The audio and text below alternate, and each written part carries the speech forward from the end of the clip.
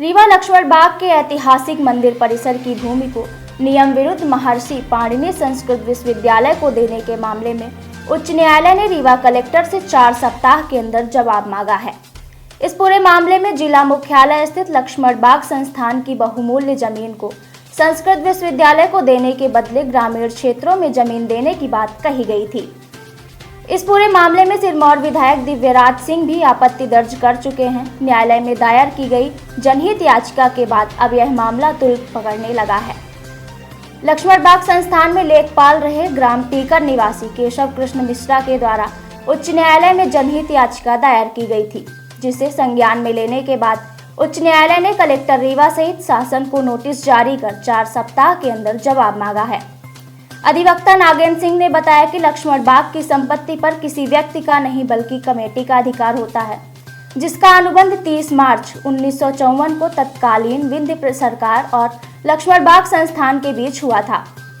इस अनुबंध में कहा गया था कि संस्थान के संचालन के लिए कमेटी होगी, जिसमें अध्यक्ष संस्थान का महंत होगा। लेकिन लक्ष्मण बाग के महंत का निधन हो जाने के बाद 2005 से लक्ष्मण बाग में महंत नहीं है और ना ही उसकी नियुक्ति की गई है। ये मामला इस प्रकार है कि जो लक्ष्मण बाग संस्थान की भूमि है,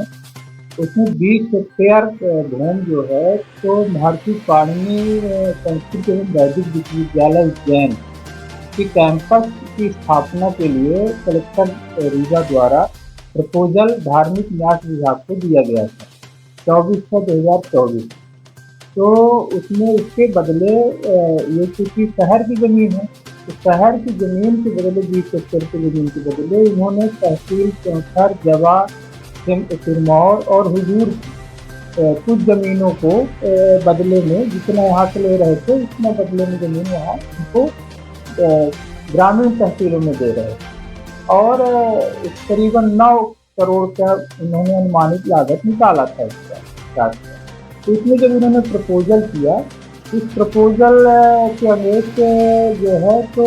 पूर्व अकाउंटेंट लक्ष्मण बाग संस्थान के श्री केशव कृष्ण मिश्र जी द्वारा जनहित याचिका प्रस्तुत की गई, जिसमें सेक्रेटरी रेवेन्यू मध्य प्रदेश शासन, सेक्रेटरी धार्मिक न्यास विभाग मध्य प्रदेश शासन, कलेक्टर रीवा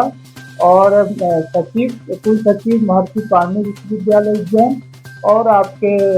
जो लक्ष्मण बाग संस्थान के सक्षम प्राधिकारी हैं उनके अगेंस्ट जो है तो नोटिस जारी करके माननीय उच्च न्यायालय से द्वारा जवाब मांगा। इसमें सिरमौर विधायक और ये विभाग गुजरात सिंह ने भी आपत्ति जारी की, तो क्या इसमें क्या नहीं? उन्होंने चूँकि 14/8/2024 से उन्होंने कलेक्टर रीवा को पत्र लिखकर इस बात की आपत्ति जाहिर की थी कि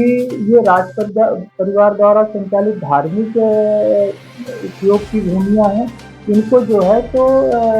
किसी अन्य संस्था को दिया जाना सही नहीं है, और अगर दिया जा रहा है तो उसकी DPR वगैरह भवन निर्माण वगैरह कितना कहाँ क्या कैसे, इस मामले में उन्होंने आपत्ति जो है तो यहाँ पर कलेक्टर रीवा को दिनांक 14/8/24 को लगाई। जैसे जो न्यायालय ने अभी जो निर्णय दिया तो क्या न्यायालय में क्या मांग है? न्यायालय ने चूँकि ये देखा उसमें जो डॉक्यूमेंट थे जनहित याचिका में, तो ये देखा कि ये सन 1954 का एग्रीमेंट है जो लक्ष्मण बाग संस्थान और विंध्य प्रदेश सरकार के बीच में हुआ था, जिसमें महंत जो है तो महंत की अध्यक्षता में 4 सदस्यीय और कमेटी जो शासन द्वारा नियुक्त मेंबर होंगे, उनके द्वारा लक्ष्मण बाग संस्थान के विस्तार विकास और संचालन की जिम्मेदारी उनके ऊपर है।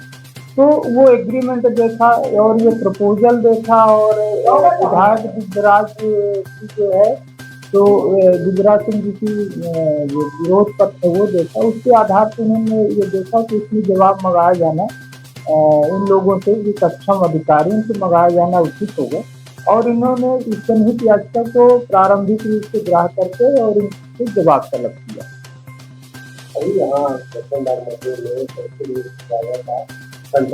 लगभग शुरू हो चुका है, संचालन तो क्या है कि अभी बोले गए थे इसको ये बनना और न बनना तो भविष्य के ऊपर है। लेकिन क्योंकि लक्ष्मण दास संस्थान एक धार्मिक न्यास ट्रस्ट है और उसके चूंकि अध्यक्ष महंत होते हैं। अब बिना महंत के जो ट्रस्ट संचालित हो रहा है, इसमें कलेक्टर को ये पावर नहीं है कि ये इसकी जमीन, क्योंकि भूमि स्वामी लक्ष्मण दास संस्थान है, शासन नहीं है। तो बिना महंत के, बिना कमेटी के प्रस्ताव के इसकी भूमियों को आप किसी अन्य शासन के किसी अन्य विभाग को दे दें, ऐसा उस बायलॉज में नहीं है। तो इसलिए संस्थान की भूमि में जो है तो किसी अन्य संस्थान को दिया जाना, ये इस पर जो है तो न्यायालय का निर्णय आना बाकी है। तब तक संभवतः वहाँ पर संचालन होना अलग बात है, कमरे भी बने हुए हैं, लेकिन भूमिया का ट्रांसफर होना जो है तो उसमें भूमियत अंतरित नहीं की है।